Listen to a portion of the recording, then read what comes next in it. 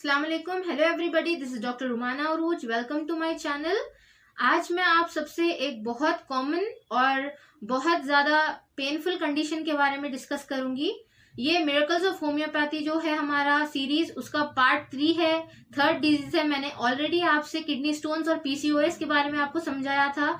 तो basically miracles of homeopathy में मैं ऐसे डिजीजेस समझा रही हूँ जो एलोपैथी सिस्टम में या कन्वेंशनल मेडिसिन में जिस सर्जरी से जिसका क्योर होता है, तो होम्योपैथी में बिना कोई सर्जरी ही वो जो आपकी बीमारी है वो जड़ से उसका क्योर हो जाता है। ठीक है, तो अब हम डिस्कस करेंगे जो आज की डिजीज है उसका नाम है हेमोरॉइड्स। ठीक है, इसे आमतौर पे पाइल्स या बवासीर की प्रॉब्लम भी कहते हैं।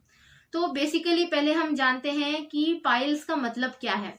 तो जैसे कि आपको पता है, हमारे बॉडी के हर एक ऑर्गन को ब्लड सप्लाई होती है आर्टरीज और वेन्स के जरिए। जो खून की नसें हैं वो हमारे बॉडी को ब्लड सप्लाई करती है। ठीक है, तो वैसे ही हमारा जो डाइजेस्टिव सिस्टम है उसको भी ब्लड सप्लाई होती है आर्टरीज और वेन्स के जरिए। तो हमारे जो डाइजेस्टिव सिस्टम का टर्मिनल एंड होता है उसे हम एनल कैनाल कहते हैं। तो जो एनल कैनाल के जो वेन्स होते हैं तो वो कोई कंडीशंस की वजह से स्वेल हो जाते हैं, स्वेलिंग आ जाती है उसमें और कंजेशन हो जाता है। जो खून का दौरान होता है वो जैम हो जाता है, जो एनल कैनाल के अराउंड जैम हो जाता है। तो ऐसे कंडीशन को हम कहते हैं हेमोरॉइड्स। ठीक है, मेडिकल टर्म्स में इसे हेमोरॉइड्स कहते हैं और आम भाषा में इसे पाइल्स की प्रॉब्लम भी कहते हैं। तो अब हम जानते हैं कि मेन इसके कॉजेस क्या है, ये किस वजह से लोगों को पाइल्स होता है। ठीक है, तो मेन इसका रीजन है क्रॉनिक कॉन्स्टिपेशन।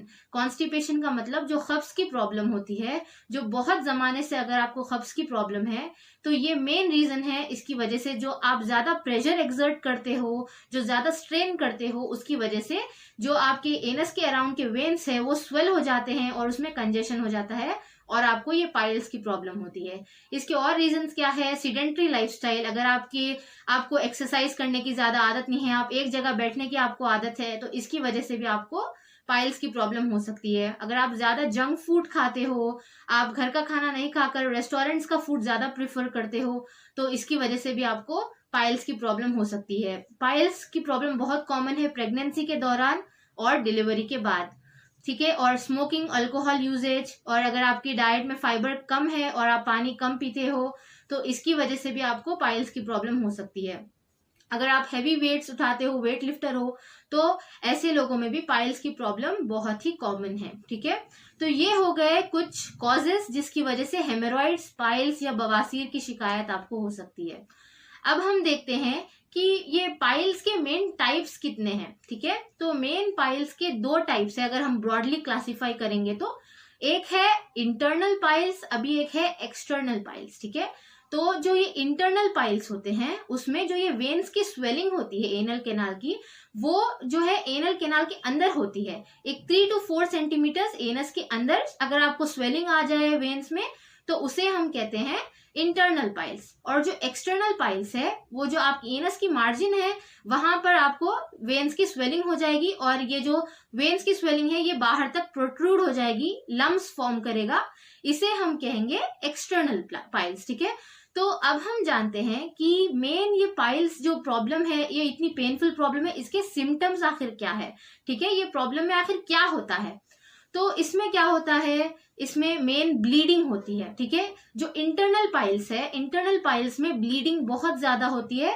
जो वो खून की नसें होती है, जो वेन्स होती है, वो बर्स्ट हो जाती हैं और उसमें से बहुत ज्यादा ब्लड निकलता है। ठीक है, इंटरनल पाइल्स में पेन कम होता है और कई कंडीशंस में तो पेन होता भी नहीं है, लेकिन जो एक्सटर्नल पाइल्स है उसमें पेन बहुत ही ज्यादा होता है क्योंकि वो जो वेन्स है वो बाहर प्रोट्रूड होती है, उसमें ब्लीडिंग नहीं होती है लेकिन पेन बहुत ज्यादा होता है। पाइल्स का अभी एक सिम्टम है इचिंग, तो आपको एनस के अराउंड इचिंग की सेंसेशन फील होगी। ठीक है, और बास कंडीशंस में इसमें आपको बर्निंग भी बहुत ज्यादा होगी और म्यूकस का डिस्चार्ज भी होगा ब्लड के साथ। ठीक है, तो ये है कुछ मेन सिम्टम्स हेमोरॉइड्स या पाइल्स के। तो अब मैं आपको बताऊंगी कि ऐसी इतनी पेनफुल कंडीशन का आखिर ट्रीटमेंट क्या है। तो पहले हम जानते हैं कि पाइल्स का एलोपैथी ट्रीटमेंट क्या है। एलोपैथी में या कन्वेंशनल सिस्टम ऑफ मेडिसिन में आपको ऑइंटमेंट्स देंगे तो ये ऑइंटमेंट से क्या होगा, आपका जो पेन है वो टेम्पररी पैलिएट हो जाएगा, थोड़ा रिलीफ आपको दिखेगा, लेकिन जो जड़ है, जड़ से आपका जो पाइल्स का प्रॉब्लम है वो नहीं जाएगा, ठीक है। और इसके अलावा आपको एलोपैथी में एडवाइस करते हैं क्वार्टराइजेशन के लिए, हेमोरॉइडेक्टमी के लिए। इसका मतलब जो आपको पाइल्स के जो वेन्स वो बाहर प्रोट्रूड हो रहे हैं उसको सर्जरी से वो निकाल देते हैं, ठीक है। लेकिन इससे क्या होता है, वो वापस रीअपियर होते हैं, ठीक है। तो इससे जो परमानेंटली इसका इलाज जड़ से नहीं होता। तो अब मैं आपको बताऊंगी कि होम्योपैथी में आखिर पाइल्स का क्या ट्रीटमेंट है। तो पाइल्स का ट्रीटमेंट होम्योपैथी क्या करता है, ये जो आपका प्रॉब्लम है पाइल्स का वो कॉजेशन तक जाता है कि आपको पाइल्स की प्रॉब्लम क्यों हो रही है। जो हमारा हिपैटोपोर्टल सिस्टम होता है, हिपैटोपोर्टल सिस्टम जो हमारा जो ब्लड जाता है हमें लीवर से लेके हमारे जो वेन्स में ब्लड सर्कुलेशन होता है, तो वो ब्लड सर्कुलेशन में कुछ प्रॉब्लम हो जाए, अगर प्रेशर ज्यादा हाइपरटेंशन हो जाए तो उसकी वजह से मेन पाइल्स होते हैं। तो ये जो हिपैटोपोर्टल सर्कुलेशन को होम्योपैथी रेक्टिफाई करता है, सही करता है। तो इसकी वजह से क्या होता है, आपकी जो पाइल्स की प्रॉब्लम है वो जड़ से आपको खत्म हो जाएगी, क्योर हो जाएगी होम्योपैथी से। तो होम्योपैथी में ऐसी कई लाइक 100 के अबव मेडिसिन है पाइल्स के, लेकिन मैं आपको कुछ ऐसे बहुत इफेक्टिव, बहुत वंडरफुल 6 रेमेडीज बताऊंगी जिसकी वजह से जो आप अगर इस्तेमाल करोगे तो आपकी पाइल्स की problem with in few weeks आपकी पूरी प्रॉब्लम जड़ से खत्म हो जाएगी, ठीक है। तो आज की हमारी फर्स्ट रेमेडी है नक्स्वामिका। तो नक्स्वामिका एक ऐसी मेडिसिन है, ये है नक्स्वामिका। नक्स्वामिका एक ऐसी मेडिसिन है जो हम देते हैं ऐसे पेशेंट्स में जो बहुत सीडेंटरी लाइफस्टाइल जिसकी होती है, जो बाहर का जंक फूड ज्यादा खाते हैं और जिसे लाइक स्मोकिंग, अल्कोहल, ये जो ऐसी चीजें हैं, इंटॉक्सिकेंट्स है, वो लेने की आदत होती है। तो ऐसे लोगों में हम देते हैं नक्स्वामिका। तो नक्स्वामिका बहुत ही एक्सीलेंट रेमेडी है पाइल्स को क्योर कर लेने के लिए, ठीक है। और अब एक सेकेंड हमारी रेमेडी है जिसका नाम है हेमामिलिस। हेमामिलिस हम ऐसे केसेस में देते हैं जिसमें जो है ब्लीडिंग ज्यादा होती है, पाइल्स में ब्लीडिंग, ब्लड जो है वो बहुत ज्यादा आता है, ऐसे केसेस में हम देते हैं हेमामिलिस, ठीक है। और इसके बाद एलोस। एलोस एक ऐसी मेडिसिन है जो हम ऐसे पेशेंट्स में देते हैं जिन्हें प्रोट्रूडिंग पाइल्स होता है, जो वो वेन्स है वो ग्रेप की लाइक बंच ऑफ ग्रेप की तरह एनस के बाहर आ जाती है। तो ऐसे केसेस में हम देते हैं एलोस सोक्रेटिना, ठीक है। और नेक्स्ट हमारी मेडिसिन है कोलिनसोनिया। कोलिनसोनिया एक ऐसी मेडिसिन है जो स्पेशली हम देते हैं प्रेग्नेंट लेडीज में या डिलीवरी के बाद अगर किसी को पाइल्स की शिकायत हो जाए तो ऐसे केसेस में कोलिनसोनिया एक्ट्स वंडरफुली, ठीक है। अब हमारी नेक्स्ट रेमेडी है एस्क्यूलस। एस्क्यूलस मेनली ब्लाइंड पाइल्स में यूज होती है, ठीक है, जिसमें आपको ब्लीडिंग ज्यादा नहीं होती लेकिन पेन बहुत ज्यादा होता है। और रेथानिया भी एक ऐसी रेमेडी है जो हम बर्निंग सेंसेशन और ऐसी सेंसेशन होती है आपको जैसे कि कोई लाइक नाइफ की तरह आपको एनस रीजन में काट रहे हैं, वैसी फीलिंग आती है। तो ऐसे केसेस में हम देते हैं रेथानिया, जो बहुत ही अच्छा काम करती है पाइल्स के केसेस में, ठीक है। तो ये कुछ मेडिसिन है जिससे आपकी जो पाइल्स की प्रॉब्लम है वो जड़ से 100% क्योर हो जाएगी। लाइक ये पाइल्स एक ऐसी प्रॉब्लम है जो होम्योपैथी में बहुत अच्छा स्कोप है इसका। आउट ऑफ 100 लाइक 98 to 99% जो मेरे पेशेंट्स है उन लोगों को बहुत अच्छा फायदा हुआ है होम्योपैथिक मेडिसिन से, ठीक है। और इसके साथ साथ आपको आपका लाइफस्टाइल भी इम्प्रूव करना होगा। तो ये जो मैंने आपको मेडिसिन बताए हैं इसका इस्तेमाल आप एक रजिस्टर्ड होम्योपैथिक फिजिशियन से कंसल्ट करे बिना आप ये मेडिसिन मत लीजिए। आप एक होम्योपैथिक फिजिशियन को कंसल्ट करिए, उसके बाद आप ये मेडिसिन का उपयोग कर सकते हैं।